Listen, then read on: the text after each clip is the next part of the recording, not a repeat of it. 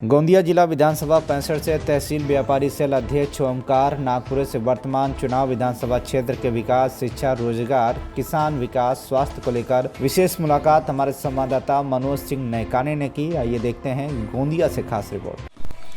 TV1 India news से गोंदिया से मनोज सिंह नैकाने की एक एक्सक्लूसिव रिपोर्ट गोंदिया विधानसभा क्रमांक 65 के चुनाव को लेकर। आज हम गोंदिया विधानसभा 65 के चारगांव इस ग्राम में गोंदिया जिला व्यापारी सेल तालुका अध्यक्ष भाजपा ओमकार जी नागपुरे, इनसे जानना चाहेंगे कि अभी इस आगामी होने वाले चुनाव में किस प्रकार का रुख विधानसभा के मतदार लोगों का होगा और इनके तरफ से क्या प्रचार प्रसार किया जा रहा है। शिक्षा हो, रोजगार हो, महिला सक्षमीकरण हो या कि स्वास्थ्य के दृष्टिकोण से हो। तो सर्वप्रथम आपका परिचय जानना चाहेंगे भी। मैं ओमकार नथुराल नागपुरे चारगांव से, मैं व्यापारी सेल अध्यक्ष तालुका भाजपा। अभी बीते 5 वर्ष में किस प्रकार से विकास के दृष्टिकोण से देखा जाए तो गोंदिया विधानसभा क्षेत्र में विकास हुआ है, आपके दृष्टिकोण से बताइए।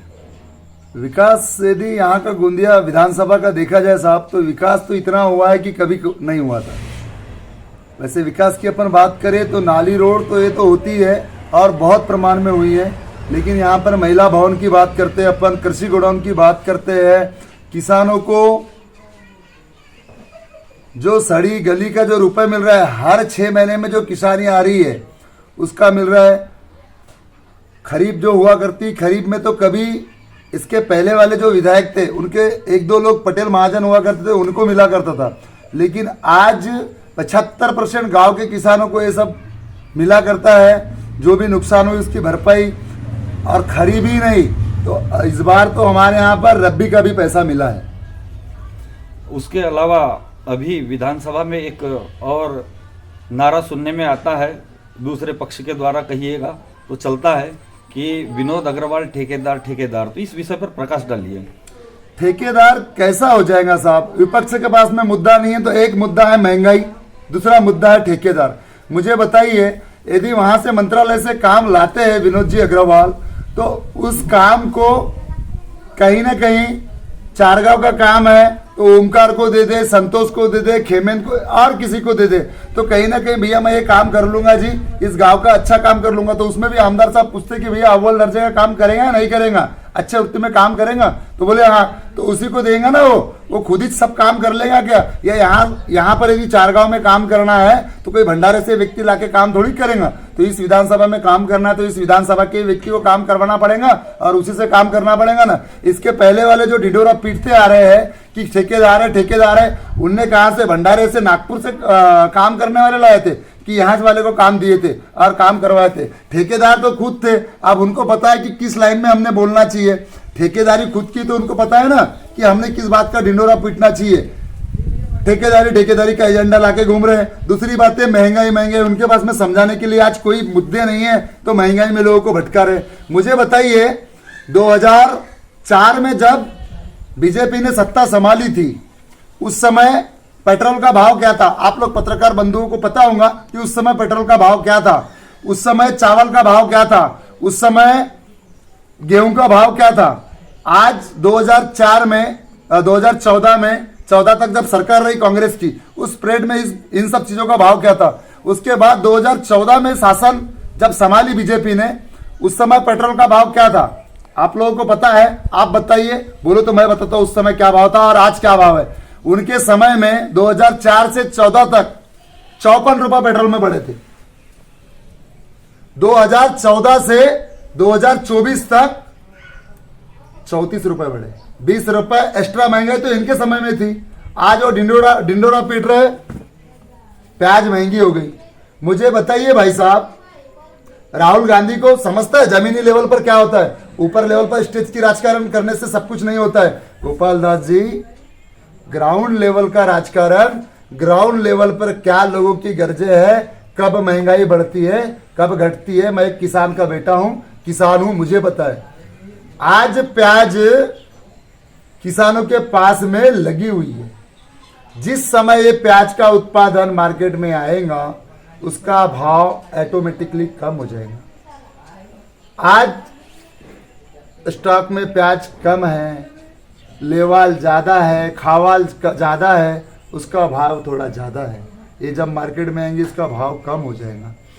आज तेल की यदि बात करते हैं हम, इलेक्शन तो आज आया, आज से 10 महीना पहले आप लोगों को बताऊंगा, 8 महीना पहले 2600 रुपए तेल का टीन हुआ था।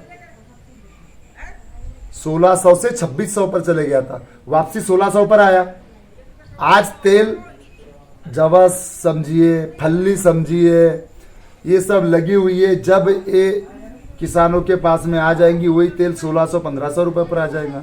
चावल की बात यदि करते हैं हम, आज श्रीराम का चावल 5000 रुपए है। अभी मार्केट में किसानों की धान आ गई, यही श्रीराम का चावल 1010 का चावल, IR का चावल, HMT का चावल यही 3500-4 हजार रुपए पर आ जाएगा। जब उत्पादन ज्यादा बढ़ जाता है, किसानों के पास में माल आ जाता है, उसका भाव कम हो जाता है। जब वो कम होना चालू होता है उसका भाव बढ़ जाता है। लोगों का कहना है कि लाडली बहना योजना चुनाव के बाद में बंद कर दी जाएगी, ऐसी भ्रांति फैलाई जा रही है। तो क्या भाजपा सरकार चुनाव के बाद भी लाडली बहना योजना चालू रखेगी? भाजपा सरकार ने चालू ही इसीलिए किया है कि इसको चालू रखना है। और हमारे यहाँ की जो महिलाएं हैं ऑल महाराष्ट्र की, इनको लाडली बहना के माध्यम से, आप बताइए, मैं एक यहाँ का नेतृत्व करने वाला व्यक्ति हूँ, किसान का बेटा हूँ। मेरे घर की मेरी पत्नी यदि 50 रुपए 100 रुपए मांगती तो किस लिए, क्या है, हम क्या है, ढमका, हम लोग पूछते जाते। आज मुख्यमंत्री लाडली बहन योजना, उनको हर महीने 50 रुपए उनको मिल रहा है, 1500 रुपए तो हर पर डे 50 रुपए पड़ रहा है। तो उस माध्यम से बेचारे अपना जो भी दिनचर्या वो पूरा करते हैं। और हमारे देश महाराष्ट्र के मुख्यमंत्री ने घोषणा पत्र में ये लिखा है कि इस चुनाव के बाद में जैसी अपनी सरकार बैठती है तो 1500 से उसको 2100 अभी कर लेंगे, तो इसके 5 साल बाद भी तो सरकार बनाना है उनको। तो गलत यदि अफवाहें फैलाएंगे तो डबल थोड़ी बन पाएंगी। जनता को क्या संदेश देना चाहेंगे आप आज हमारे TV1 इंडिया न्यूज के माध्यम से? कांग्रेस, मेरी बात पूरी नहीं हुई। कांग्रेस बोल रही है 3000 रुपए, आज इलेक्शन आया तो 3000 रुपए हम लड़की बहना को देंगे। आज आप बोल रहे हो कि 1500 रुपए देने के लिए नहीं है, 3000 रुपए आप कहां से देंगे? नए नए सत्ता में बैठेंगे, आप 3000 रुपए कहां से ला लेंगे? इन्हीं लोगों ने कोर्ट में गए थे, इन्हीं के लोग कोर्ट में जाके बंद की अपील किए थे, इन्हीं लोगों ने अपील किए थे।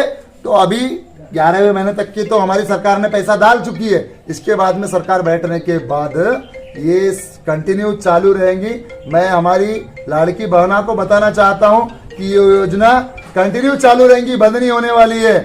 किसानों के बिजली बिल की बात थी, मुख्यमंत्री साहब हमारे आमदार विनोद जी अग्रवाल के माध्यम से इनने बात रखी विधानसभा में, और इनने बताया कि भैया हम इतने रुपए तो इधर दे ही रहे। उसके बाद में यदि हम बिजली बिल की बात करते हैं तो बड़े मुश्किल से 20% किसान के पास में कनेक्शन है, 80% किसानों के पास में कनेक्शन नहीं है। तो ये तो ऐसे भी लूज कनेक्शन डाल के चला ही रहे। तो बोले ये बिल यून 5 साल के लिए नहीं तो कंटिन्यू बंद कर दिया जाए। किसान जीरो बिल, जीरो, और ये कागज में बंद नहीं हुआ है, जीरो बिल का बिजली बिल आ चुका है किसानों को।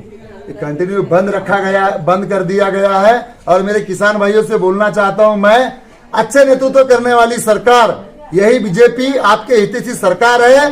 आज किसानों का बिजली बिल माफ हुआ है, इसके बाद में जनता का जो बिजली बिल है उसको भी 50% करेंगे, ये आह्वान उन्होंने किया है। तो ऐसे ही नेतृत्व करने वाली सरकार, गोंदिया विधानसभा का ऐसे ही नेतृत्व करने वाला आमदार विनोद जी अग्रवाल, इनको ही भारी बहुमतों से 2nd नंबर की बटन और 1 नंबर का व्यक्ति, इन्हीं को प्रचंड बहुमतों से विजयी करें।